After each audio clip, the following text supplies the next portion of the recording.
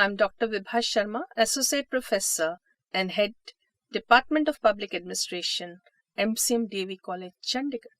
Today, I'll be speaking on Local Administrative Officials, that is Module number 7. The basic objectives of this module are to appreciate the significance of district administration, to list the functions of the Deputy Commissioner, to describe the role of Deputy Commissioner in local administration, to list the functions of the Block Development Officer at the block level. Let me introduce you to the module. India is a vast country. The whole country cannot be managed either by the central government or the state governments. There is a need of having a district level government. To administer the district level government, the Panchayati Raj or the municipalities, a number of officials are required. Today, we will discuss the role of two important officials at the local level. One of them, the Deputy Commissioner, who is the head of the district administration, and second is the Block Development Officer, who heads the block at the district level. District administration. District is a multiple unit of administration. It represents a number of officers and departments at the district level who provide a number of services to the people. The district administration is headed by a district officer. This person is a link between the administration at the state level and the district level. There are at present 640 districts in India. This figure is as per the 2011 Census of India. Districts are created by the state governments out of their own territories to run the administration smoothly. Let us now discuss the evolution of the district. We can find the traces of the district in ancient India.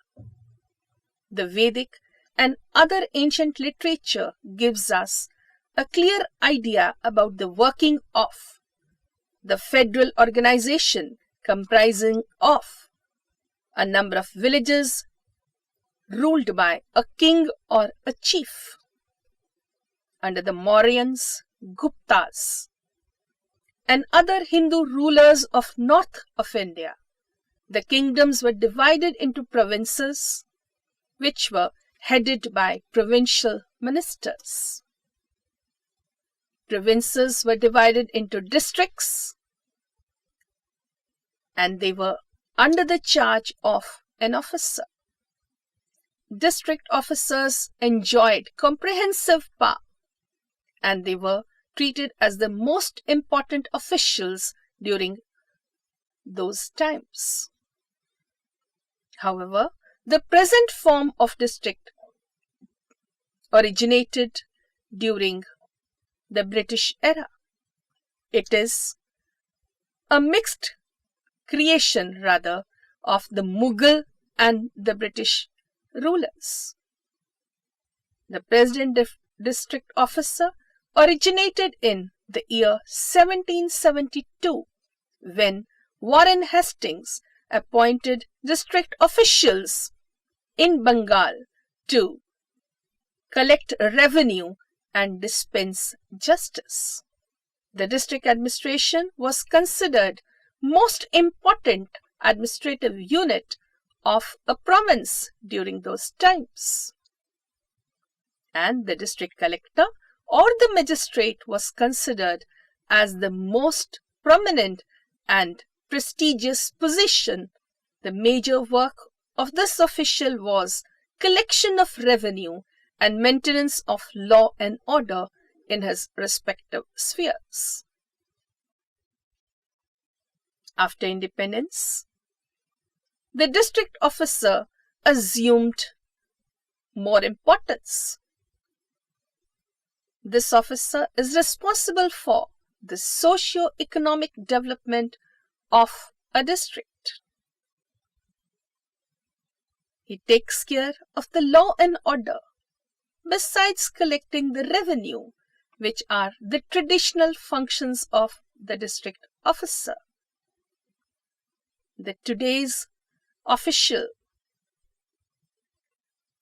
that is, the district officer, is responsible for the census operations, conduct of elections at the parliamentary and the state level, and a number of other functions. Every state is divided into a number of districts. Here we see the state of Haryana and the 21 districts it's divided into in the map depicted on the screen. Let us now discuss the structure of district administration. The size of the district varied during the British period, and even now different districts have different sizes in different states.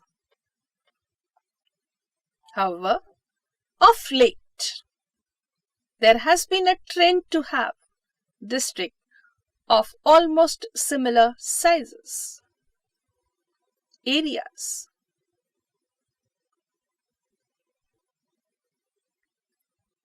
The district administration presents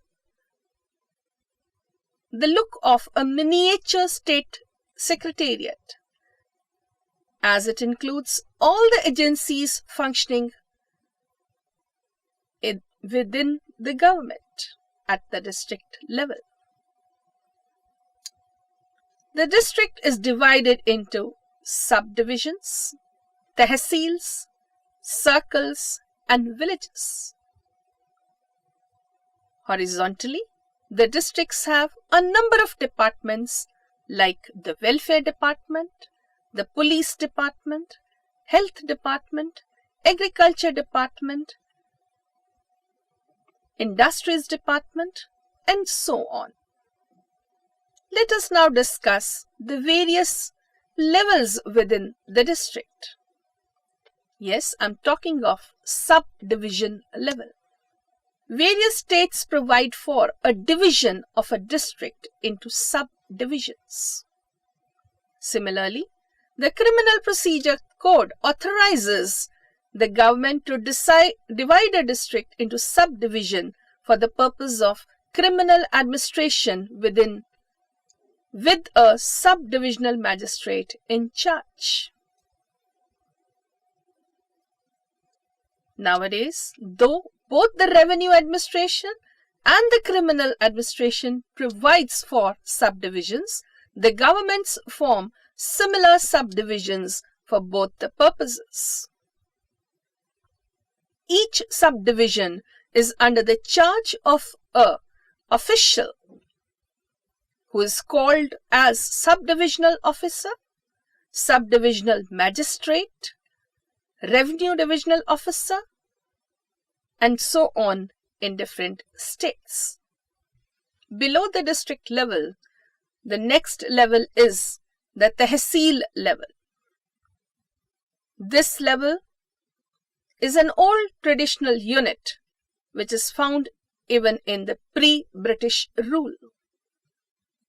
It is called tehsil in Punjab and Uttar Pradesh, taluk in Tamil Nadu, talukas or mahals in Maharashtra. In some states like Bengal and Bihar, there are no tehsils, and a subdivision is the unit below the district. A tehsil is a basic unit for the purposes of land revenue, land record, magistracy, treasury, general administration, and other miscellaneous items of work. Each tehsil is under the charge of a tehsildar, who is assisted by Naib Tehsildars or Deputy Tehsildars. Below the Tehsils, there may be sub-Tehsils, circles or paraganas or fikrs for the revenue purposes. Rural areas are divided into blocks which are headed by the Block Development Officer. Village is the smallest unit of administration for any purpose. The lowest level officer at the Gram Panchayat level is the Panchayat Secretary and the Gram Sevak.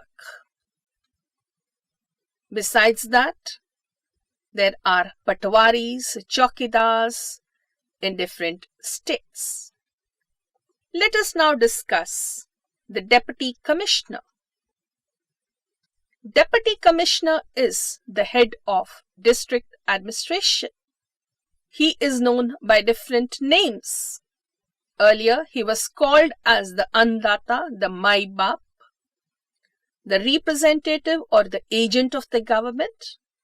But nowadays, he is known as the Deputy Commissioner. He is also called District Collector in a number of instances.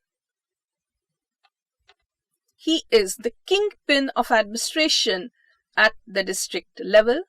He is not only the eyes and the ears, he is the one who performs major tasks at the district level. He is the friend, he is the philosopher, he is the guide of the local administration, the district level officials, as well as the people residing in a district.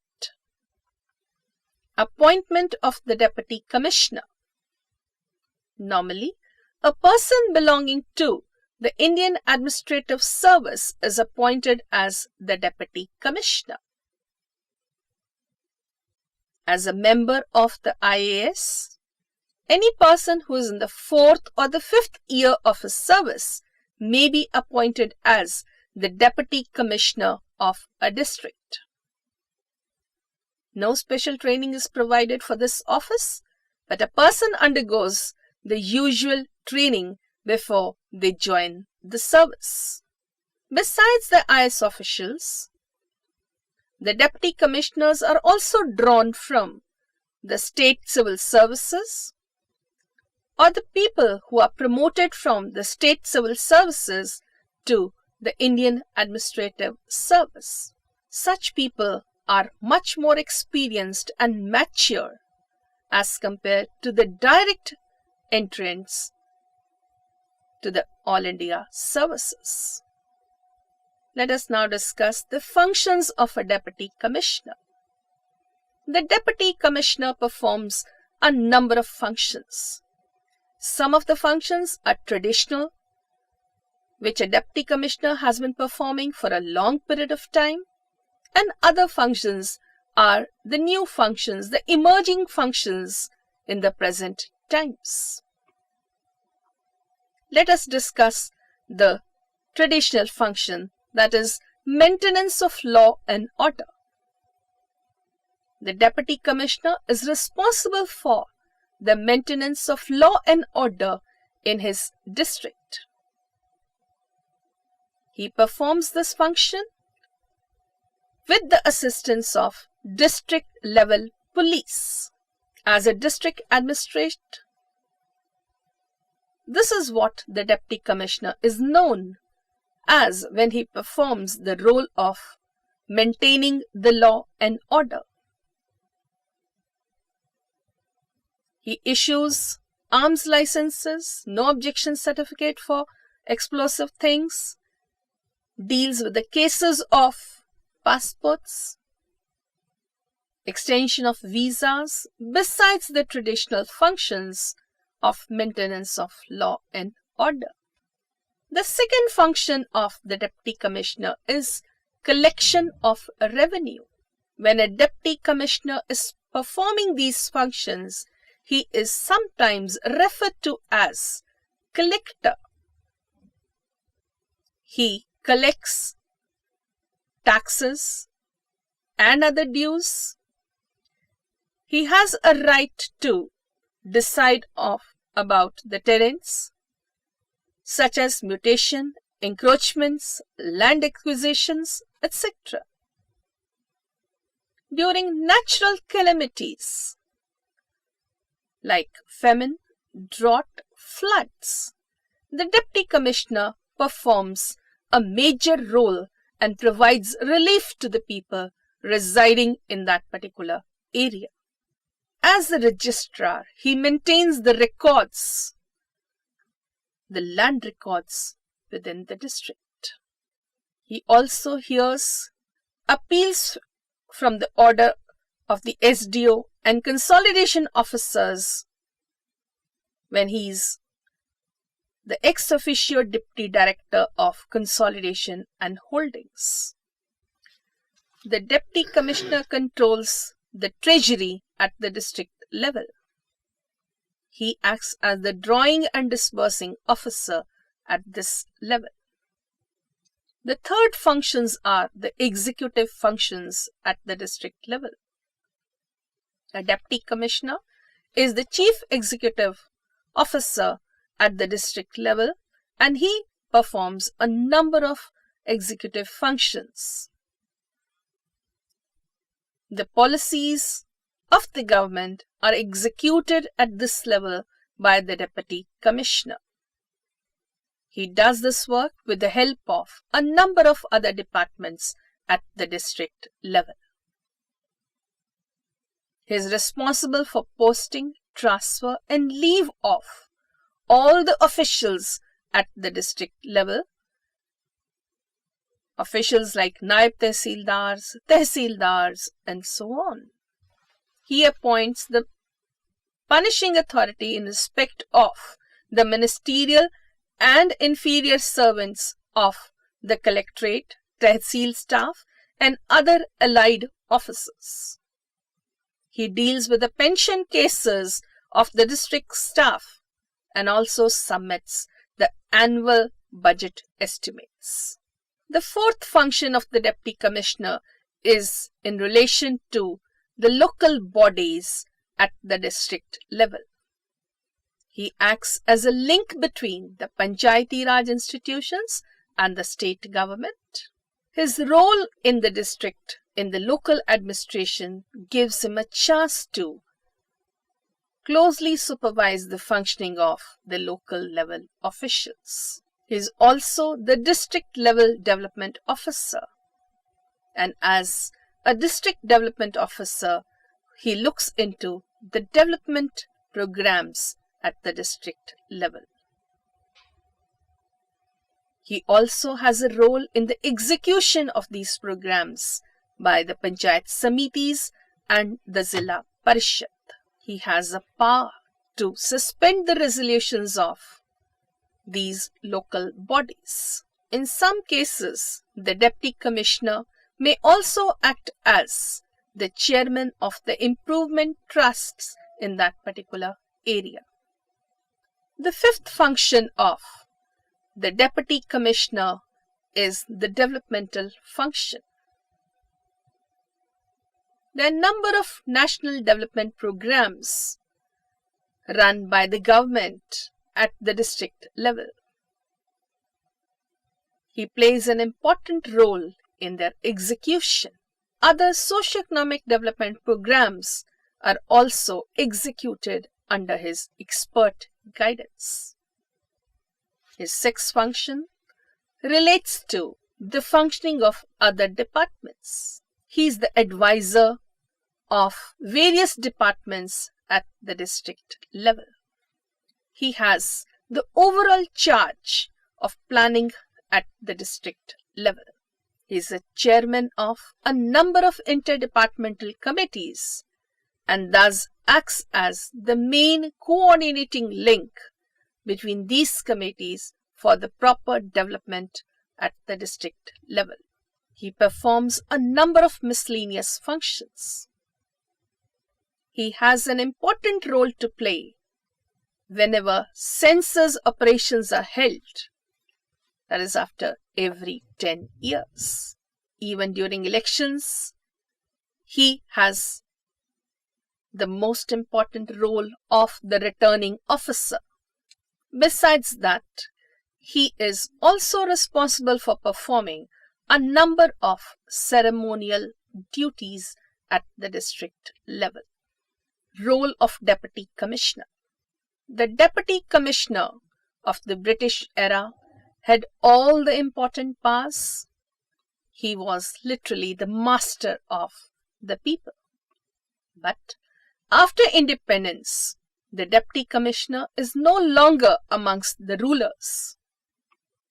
He is expected to work along with the people, and he cannot afford to keep himself aloof from the people. He performs a number of functions in revenue collection, maintenance of law and order, development, welfare, and other general executive functions. He works for the administrative improvement and for the all-round development at the district level. The district officer plays a very important role, rather a threefold role, that of a district collector, the district magistrate, and the deputy commissioner. The next official which I intend to discuss today is that of the block level. Yes, I am talking of the block development officer. Block is an administrative unit between the village and the district. A block is formed by combining a number of villages. The block is headed by a block development officer. Appointment of the block development officer. A block development officer, or a BDO as he is commonly known, is appointed by the respective state governments. There are a number of variations in the appointment of the block development officer. The block development officer may be appointed from amongst the serving employees in the revenue and development departments, or he may be recruited directly. In the case of direct recruitment, the BDO is recruited after an examination conducted by State Public Service Commission. After recruitment, a person who ultimately becomes the BDO undergoes training. This training is centralized and may also be on-the-job training to become and perform the functions of the BDO efficiently. A block development officer is a vital official in the rural administration at the block level. Role in the Panchayati Raj institutions. BDO provides the principal link between the block as well as the district, between the village as well as the block. The BDO performs a number of functions. He is the major link between the block and the higher levels of government. He performs his administrative duties along with other officials at the block level. The BDO performs a number of functions, as I told you earlier. Now let us do some of his functions. He is the Chief Administrative Officer at the block level. He carries his team along in providing developmental programs to the people at this level.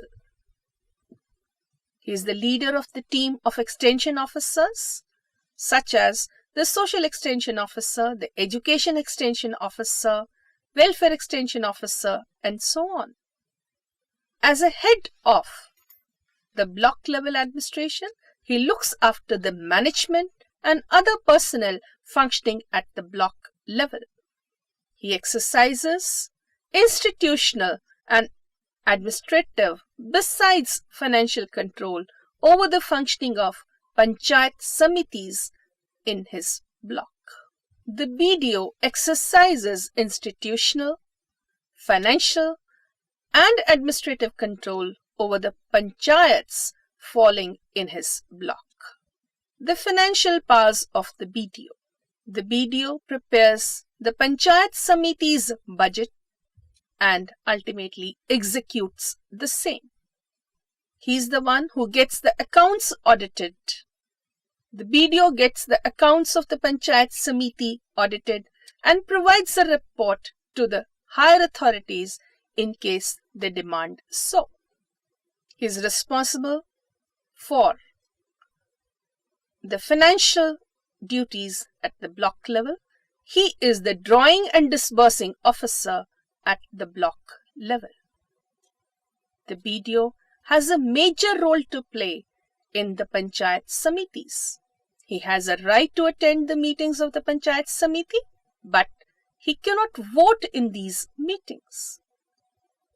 He keeps a track of the functioning of the Panchayat Samitis. He can even call for the meetings of the Panchayat Samiti. The BDO prepares the agenda of the meetings of the Panchayat Samiti. He records the minutes of the meeting and assists the other officials in carrying out the functioning of the Panchayat Samitis. He provides secretarial assistance to the standing committees at the Samiti level. The BDO is expected to inform the higher authorities about any breach of duties which is done by the non-official members of the Panchayat Samiti.